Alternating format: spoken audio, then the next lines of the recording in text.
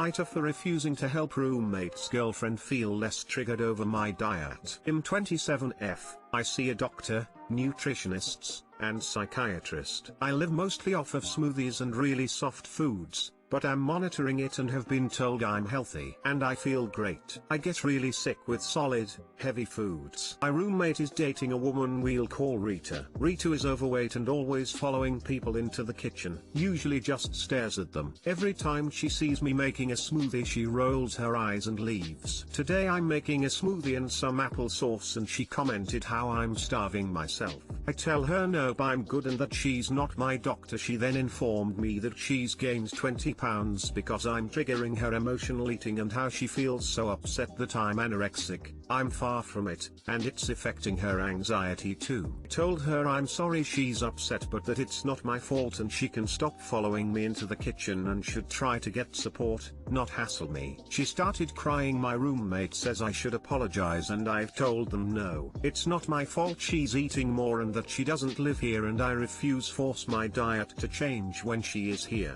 They're saying I'm an asshole and I'm being unreasonable and fat shaming, but I think she just has very little self-control. AITA.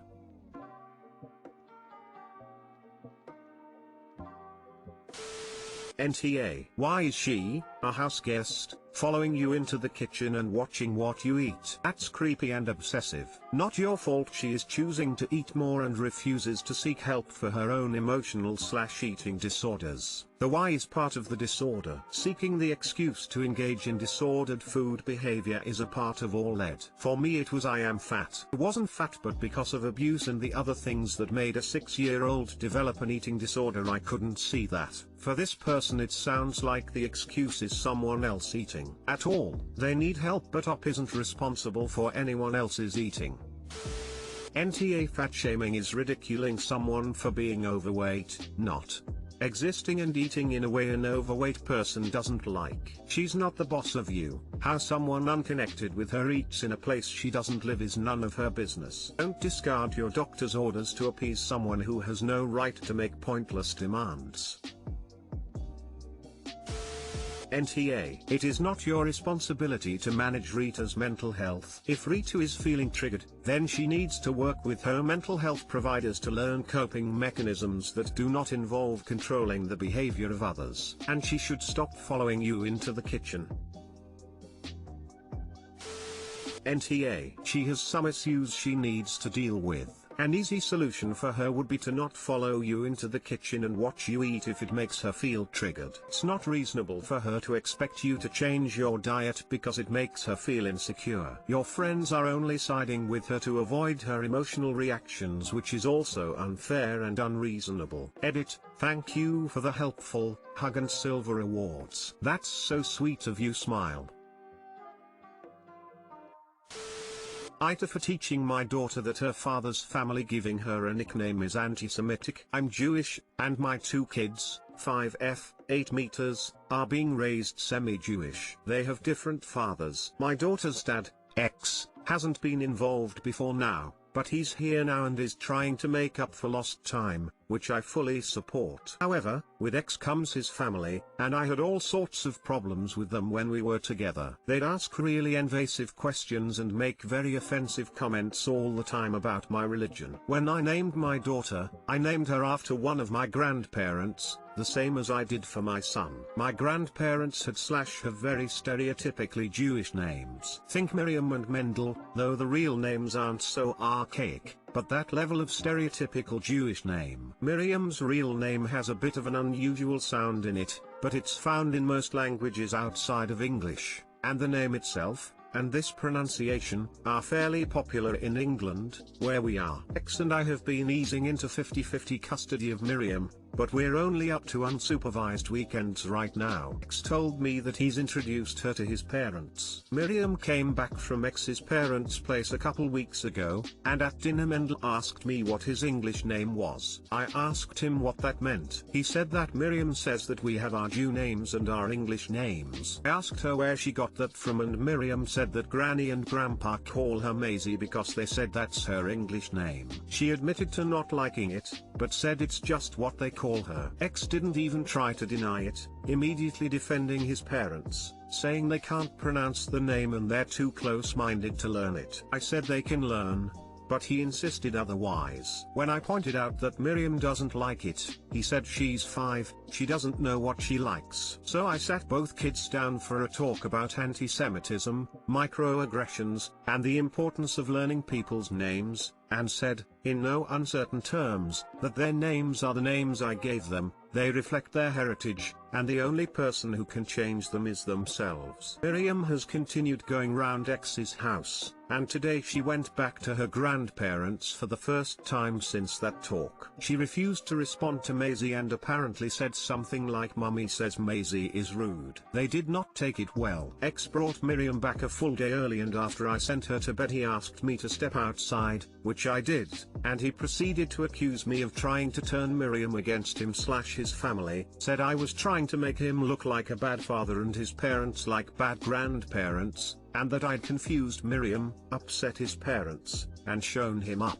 He says he's trying to connect with Miriam and I've caused issues with that, so he wants me to undo it. So she responds to Maisie again. Said that they can and will learn her damn name, and I won't help them teach her to hide her Jewishness to make his parents more comfortable. He said I was overreacting and unreasonable as it's just a nickname, and accused me of using her as a pawn in my own personal issues with his family. He also said I was driving a wedge between Miriam and her grandparents, and between him and Miriam by extension, and that he was struggling enough being introduced to her life at this stage of her life. I didn't have to make connecting with her harder than it was, and that of all the debates I could choose to stand firm on, this is a relatively minor one compared to all the other negotiations we'll have to come to over the years. NTA. What kind of grandparents can't be asked to properly say their grandkids' names? Whole grandparents, that's who. Also, your ex is a huge and needs to be standing up for his kids to his parents. 5 is plenty old to know what she likes, and it's also plenty old to realize that one parent doesn't have your back. NTA. As Uzojuba's mother once said about her Nigerian name, if they can learn to say Tchaikovsky and Michelangelo and Dostoevsky, they can learn to say Zoamaka. Your child cannot grow up in an environment where they belittle her cultural identity, race. It's so damaging and will have long-term consequences. NTA. Your ex's family have deemed her name too Jewish, refused to use it and renamed her. WTF? No, ex-husband. This is not a nickname. Nickname is, like Doodlebug or Pumpkin, or Al instead of Alfred. He's underreacting and damaging his own relationship with his child whom he refuses to put first. That's what I said about nicknames. But he says this is like Al equals Alfred because the first letter is the same and some of the sounds are similar. They've only ever used name-related nicknames in their family, so there's no Doodlebug / Pumpkin / anything like that. NTA. I was trying to make him look like a bad father and his parents like bad grandparents. That's ridiculous. You didn't have to try at all. AITA for not accommodating an autistic co-worker. So I personally feel like I'm not in the wrong, but the little voice in my head keeps telling me that maybe I am. I 28F have been working for the same company for just over 2 years now, and I really like my job and all of my workmates. I have this habit where I drink a breakfast shake every morning. It contains 1 banana, 100 grams of strawberries, peanut butter, almond milk and 2 scoops of protein powder. I keep it in a shaker that can be closed and sip on it throughout the morning. All was fine until a few weeks ago when a relatively new coworker asked me to please not bring the shake in anymore. I asked why and he said something about textures. I was a bit confused and told him that it's in my shaker and he doesn't have to worry about it leaking or anything. He told me no, he's autistic and the texture of my shake is one of his triggers. I said alright and started keeping the shake in my bag and would only take it out when I had a sip, whereas I used to just have it on my desk before. I thought that was good enough because then if said coworker walks into my part of the office he wouldn't have to look at it. Well, the inevitable happened and he walked in right as I was having a sip.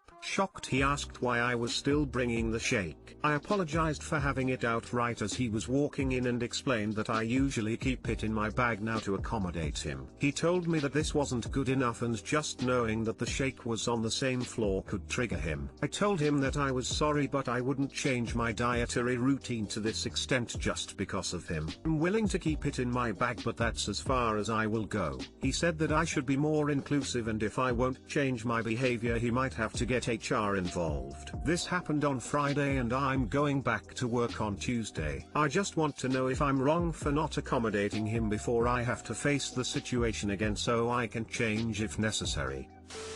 As an autistic person myself, NTA. In fact, I've never seen a sensory aversion this extreme, and I've worked with lots of other autistic people who are already doing more than required by keeping the shake in your bag. If his sensory problems are this severe, he's obviously not ready to be in the workplace and needs to pursue some sensory therapy.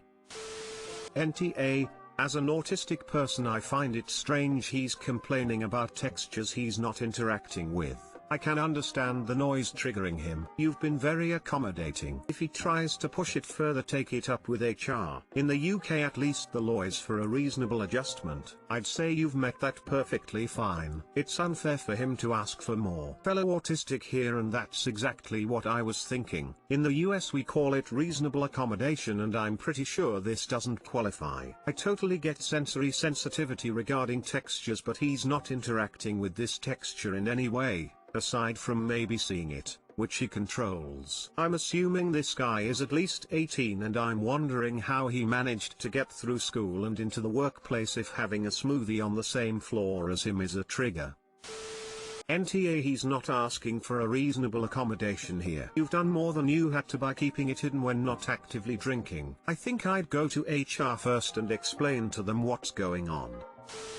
NTA. I have autism. I can't touch velvet due to sensory issues. If I worked with you and you decided to bring in a velvet thermos for your shake, I wouldn't give a shit, because I don't have to touch it. Your coworker is being entitled. He doesn't have to touch your shake, so it shouldn't matter if it is something he can't touch.